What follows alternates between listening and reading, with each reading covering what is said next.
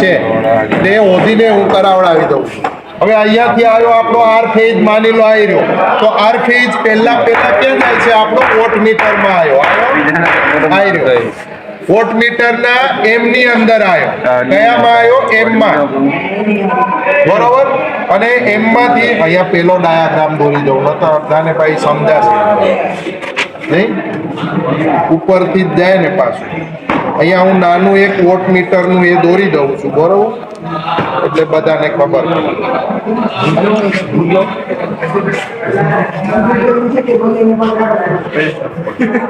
કેમનો ચાલુ નહીં? આ એમ ટર્મિનલ, આ એલ ટર્મિનલ, આ સી ટર્મિનલ ને આ બી ટર્મિનલ.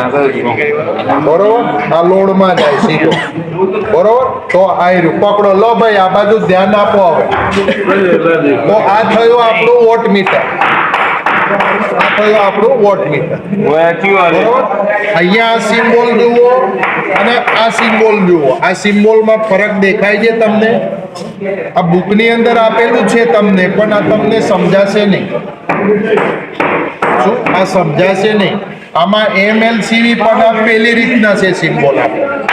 થિયરિટિકલ આપણે જોઈએ ને બુક્સ પ્રમાણે, બરોબર. એટલે આમાં તમને ખાલી આ ગોળ કુંડાળું છે, પણ MLCV તો ક્યાંય દેખાતા જ નથી, એમ એવું થશે તમને, બરોબર. પણ આ સિમ્બોલની અંદર આપણે જે છે અંદરની જે કોઇલ છે, એટલે કે આપણે કરંટ કોઇલ અને કઈ બીજી પ્રેશર કોઇલ, તો આ બંને વસ્તુ જે છે આપણે આ CC અને કરંટ કોઇલ અને PC અને પ્રેશર, તો બંને આપણે સિમ્બોલની રીતે ઇન્ડિક કર્યા છે. એનું જે સિમ્બોલ છે એ પ્રમાણે અહીંયા આરામથી તમને ખબર પડી. અને અહીંયા આ બે વચ્ચે આપણે લિંક મારી છે. કરંટ કોઇલ અને પ્રેશર કોઇલ જે છે એ બે વચ્ચે આપણે આ એક લિંક મારી, બરોબર. એટલે અહીંયા આ આપણો જે ટર્મિનલ છે કયો થઈ ગયો? કોમન. બરોબર. કયો થઈ ગયો? કોમન ટર્મિનલ થઈ ગયો, બરોબર. એટલે એનો આ છેડો અને બીજો છેડો આપણો રિવર્સ હશે, એટલે કે રિટર્ન. હવે અહીંયા આ Y અને B ત્રણેયમાં આપણે આ 200 ના લેમ્પ જોડ્યો છે. એક લેમ્પ કેટલી કેપેસિટીનો છે? 200 વોટનો છે. એટલે દરેક ફેઝમાં બે લેમ્પ જોડ્યા. બે લેમ્પ જોડ્યા એટલે ટોટલ કેટલા થયા? 400 વોટ કેપેસિટી થઈ. કેટલી થઈ? 400. આ 400 વોટ થઈ ગયા, આ પણ 400 વોટ થઈ ગયા અને આ પણ 400 વોટ થઈ ગયા, રાઈટ. એટલે દરેક ફેઝની અંદર આપણો કેવો લોડ થયો? Balance load. કેવો થયો? બેલેન્સ લોડ થયો, બરોબર. હવે માની લો કોઈ પણ એક ફેઝમાં આપણે અનબેલેન્સ ઉપર લોડ માપવાનો છે, એનું પાવર માપવાનો છે. તો આપણે શું કરીશું? કોઈ પણ એક ફેઝમાં માની લો આ ફેઝ છે, તો આમાંથી આ 200 નો એક લેમ્પ હટાવી દઈશું અને 100 નો લગાવી દઈશું.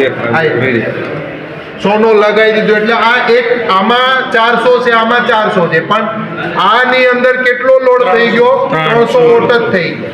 એટલે આપણો જે આ બધાની અંદર જોઈએ તો આ દરેકની અંદર આમાં બેમાં સેમ છે, પણ આમાં આપણે શું થઈ ગયું?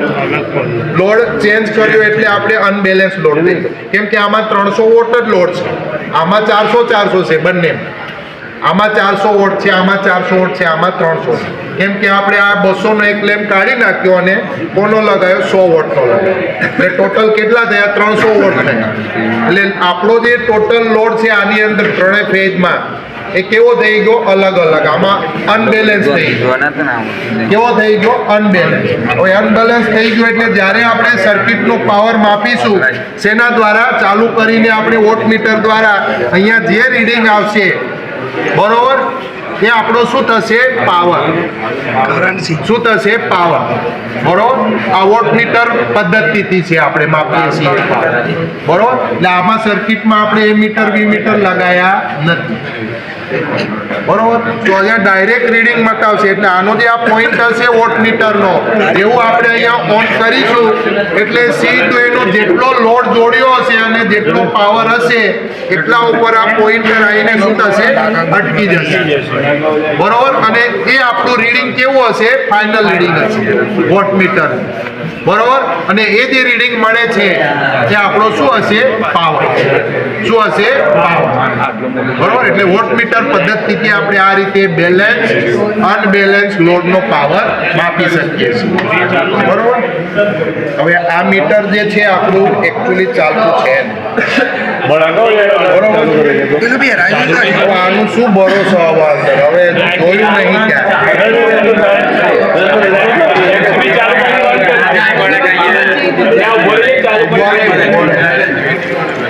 બંધ કરીને ચાલુ કરો.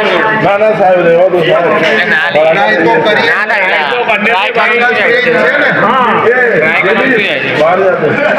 એટલે અહીંયા કાં તો શું છે એકાદ પેજ આપણો નહીં જાય બસ બીજું કઈ નહીં. એટલે એ ચાલુ કરી બંધ કરી દેજે. ઉભો રે પેલા ઓન કરો ઉભારો ત્યાં બંધ રાખજે કનેક્શન તો બરાબર છે ને ઉભારો આમાં ડાયરેક્ટ આપી દીધું આમાં લીધો લોડમાં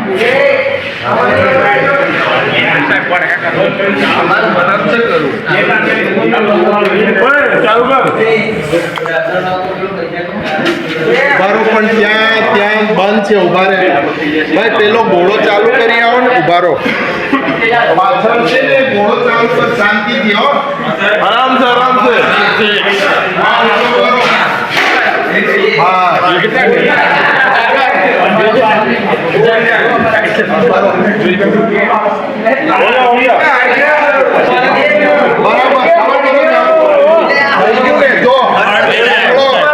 જો ભાઈ પાવર આવે છે પાવર માપે છે જો રીડિંગ આપણને મળે છે રીડિંગ મળે છે સર્કિટનો પાવર બતાવે પણ એક સિંગલ ફેઝ નો હશે એક જ ફેઝ નો હશે એવી ચાલુ છે પણ ધીરે ધીરે આ શું છે ચાલુ અહીંયા આ જે લોડ છે આપણો અનબેલેન્સ લોડ છે આ અનબેલેન્સ અત્યારે આપણે કર્યો છે બેલેન્સ નથી કેમ કે અહીંયા જે છે આપણો કેટલો છે 300 વોટ જ છે આ 400 છે આમાં 400 અહીંયા 300 વોટ છે એટલે આ અનબેલેન્સ લોડ છે એ વખતનો પાવર જો અહીંયા આપણે એનું કેલ્ક્યુલેશન કરવું પડશે આ રેન્જ જે છે આની કઈ છે 0 થી 1250 વોટનું આ મીટર છે આપણું વોટ મીટર કેટલા રેન્જનો 0 થી 1250 એટલે એનો સ્કેલ આપણે નક્કી કરવો પડશે તો દરેક બે કાપા વચ્ચે એનો કેટલો છે 0.5 છે બરોબર કેટલો છે 5 એટલે કે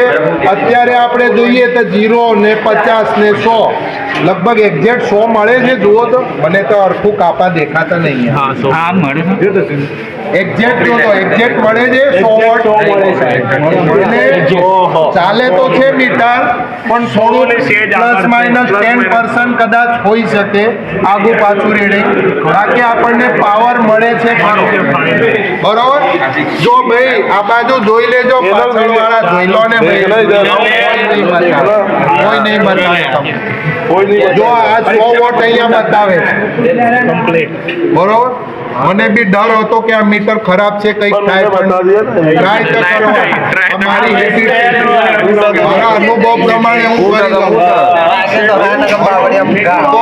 પરફેક્ટ રીડિંગ મળે છે આપણને આ જોઈ લેજો બરોબર એટલે આ રીતે આ કનેક્શન જો કરતા આવડવું જોઈએ તમારા માટે મેન છે આના કનેક્શન વોટ મીટરના લગભગ તમને કહું ને પરીક્ષામાં 99% છોકરાઓને નથી આવડતા આ ધ્યાન રાખજો પ્રેક્ટિકલ એક્ઝામમાં કેમ કે મારો અનુભવ કે છે દરેક છોકરાને અમે લોકો પૂછતા હોય ને ભાઈ વોટ મીટરનું સિમ્બોલ દોરીને કનેક્શન કરો તો અને કઈ રીતના આવે કોઈને નહીં આવડતું હા જોઈ લેજો એટલા માટે હું કહું છું હું કરીને બતાવું છું તમને અને ધ્યાન નહીં આપશો તો આ નહીં આવડે અને આ બહુ ઇમ્પોર્ટન્ટ છે પરીક્ષાની અંદર આવડવું જોઈએ મેં કરીને બતાવ્યું પછી તમે એમ કહો કે ભાઈ સાહેબે જ નહીં બતાવ્યું તો અમને શું આવડે પણ જ્યારે કરીએ છીએ ને ત્યારે પછી ઉંગલી કરતા પર્યાવરણ પાછળ પછી ન આવડે સીધી વસ્તુ છે પછી જે એક્ઝામિનર સાહેબ આવે ને ત્યાં બી શું કે ખબર છે કે અમને તો સાહેબે કરાવ્યો જ નહીં બીજા પણ કરાવે છે ધ્યાન નહીં આપવું એમ બોલવાનું બરોબર ને તો આ પરફેક્ટ હવે આપણે બંધ કરો અહીંયા બેલેન્સ લોડ જોડીશું એટલે કે કેટલો 200 નો લેમ્પ જોડીશું અને ગરમ હશે ભાઈ કાઢો ને એ આ તો ફસાઈ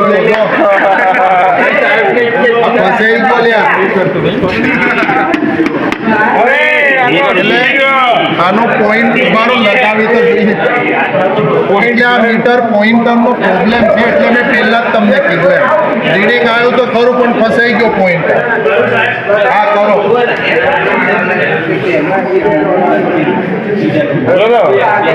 वही का वही है सर આ એટલે ફસાઈ ગયો છે તો પોઈન્ટર ફસાઈ ગયો એ ઉએ સ્ટ્રાઇકર બનાવટ બોલે તો આ બેલેન્સ લોડ વખતે આપણો પાવર અલગ હોવો જોઈએ. પાવર આપણું વોટ મીટરનું જે રીડિંગ છે એ બદલાવવું જોઈએ, પણ આ તો આ ખરાબ હોવાના કારણે નહીં થયું. લગા દીધો नहीं है सर बंद है પહેલા જ મેં કીધું હતું ને अरे देखना चालू है माल देगा કોઈ વાંધો નહીં, પણ બેલેન્સ લોડ વખતે આપણો પાવર અલગ અને અનબેલેન્સ વખતે આપણને પાવર કેવો મળે આપણે જે થિયરિટિકલ જોયું ત્યાં તો એ પ્રમાણે કેવો હોય આપણને એ રીતે મળે. અનબેલેન્સ થઈ જાય ને એટલે લોડ વધી જતો હોય પાવર, બરોબર? બસ गरम हो जाएगा રહેવા દો, આ કનેક્શન એમને એમ રહેવા દો. એમાં બંધ કરી काका તો આ સમજાવી દો. આ તો મેન આવ્યો સપ્લાય, આ મેન એમમાં ગયો, એમ એટલે મેન, એમ અને સી શોર્ટ કરી અહીંયા આપણે શું કર્યું, લિંક મારી ये लिंक दिया ना, ये शॉर्ट ये कॉमन टर्मिनल हो गया, तो उसके बीच में क्या डाला, लिंक डाल दी, ये कॉमन हो गया, ठीक है. और इसमें बीच वाला ये जो है ये यहाँ से सीधा कहाँ जाएगा, लोड में जाएगा. एल एल एल टर्मिनल मतलब लोड, तो ये यहाँ से बीच में से कहाँ गए, ये लोड में आया. और दूसरा टर्मिनल मतलब 4 नंबर वाला, ये देख ये उसका रिवर्स है, मतलब यहाँ पे अपन न्यूट्रल ये सीधा रिवर्स रिटर्न मिलेगा. बोले तो यहाँ पे न्यूट्रल आएगा अथवा तो दूसरा फेज, बरोबर. અહીંયા આર ફેજ આવ્યો તો આપણે આ 3 ફેજ ની અંદર આપણે ચેક કરવો હોય પાવર, બરોબર, તો અહીંયા બીજો ફેજ આવશે.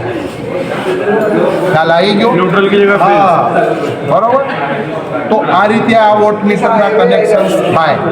આ ખાસ બધાએ જોઈ લેવાના, બધાને આવડવા જોઈએ. આ બહુ જ ઇમ્પોર્ટન્ટ છે આપણા માટે તો, બરોબર. એનર્જી મીટરના તો આપણે શીખી ગયા છે, એ તો બધાને આવડી જશે, પણ એમાં આપણે જે ન્યુટ્રલ જે ઇનકમર આવ્યો એ ક્યાં, આઉટ ગોઈંગ ક્યાં, એ ખાસ ધ્યાન રાખવાનું.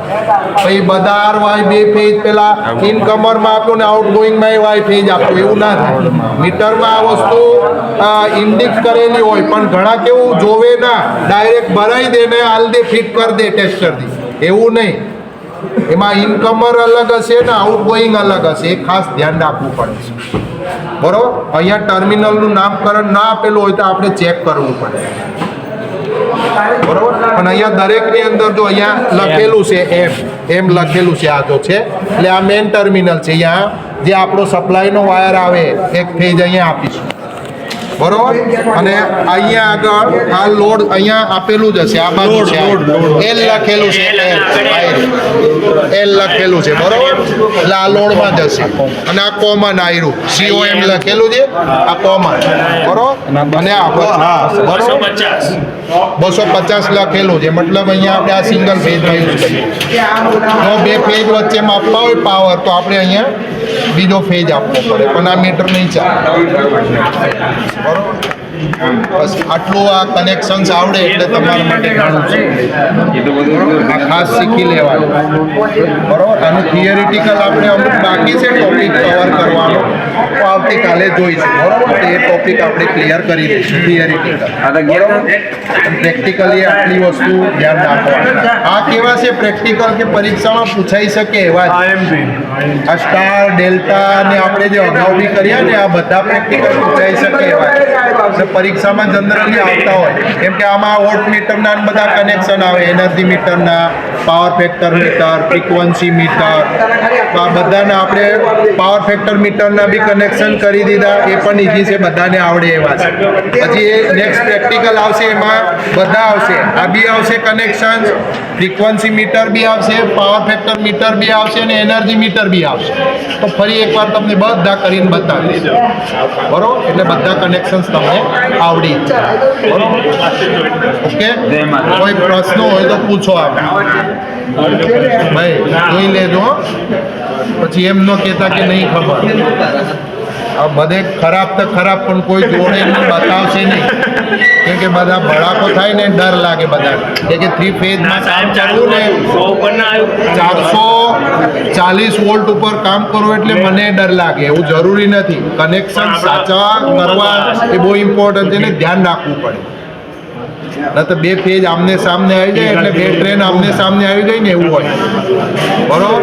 એટલો જબરદસ્ત ભડાકો છે એટલે આ બહુ 3 ફેઝમાં આપણે એટલે જ ધ્યાન રાખવું પડે. કંઈ નહીં, આ હિંમત રહેવા દો, કેમ કે પેલા લોકોને પણ બતાવવા, બરોબર. કાલે બીજું કરી મારો ભાઈ ઘેર નહીં જો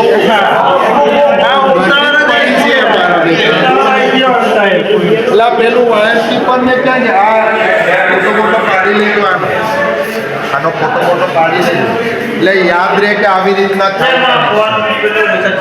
વાયર કીપર ને ક્યાં ગયા?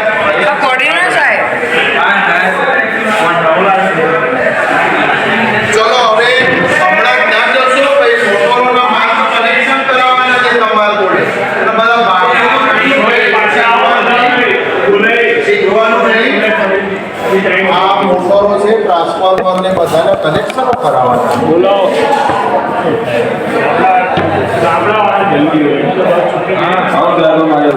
ગામડાવાળાને ઠીક છે, ચલો ભાઈ જઈ શકે, પણ જે લોકલ છે એ લોકો તો યાર